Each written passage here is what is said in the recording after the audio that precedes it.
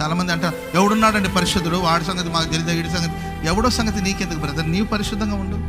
ఆమె చెప్పండి గట్టిగా, అంతే కదండి. ఆడు భక్తుడా, ఈడు భక్తుడా, ఆమె భక్తురాలా, ఈమె బతుకు నాకు తెలీదా, నాకే చెప్తారే, వాళ్ళకి చెప్పొచ్చు కదా అంటే నీకే చెప్తున్నాడంటే దేవుడు నిన్ను ప్రేమించాడు కాబట్టి నీకు చెప్తున్నాడు. ఆమె చెప్పండి గట్టిగా.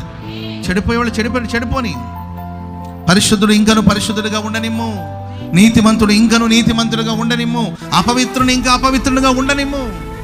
వాడు అపవిత్రుడు ఉండనిమ్ము, అపవిత్రుడు, కానీ నీవు పరిశుద్ధుడు, మరింత పరిశుద్ధుడిగా మారు.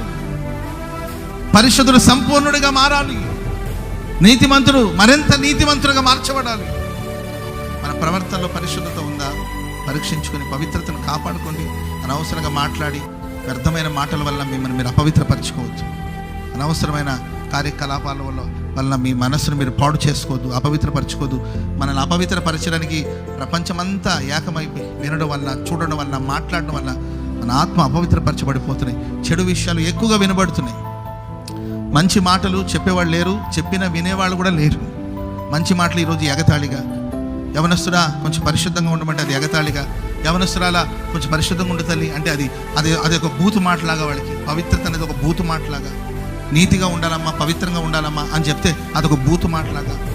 పవిత్రాలైన కన్యకగా ఉండాలి సంఘం అని చెప్తే అదొక బూతు మాటలాగా కొంతమంది భావిస్తూ అపవిత్రపరచబడే అనుభవాలు సాగిపోతున్నారు.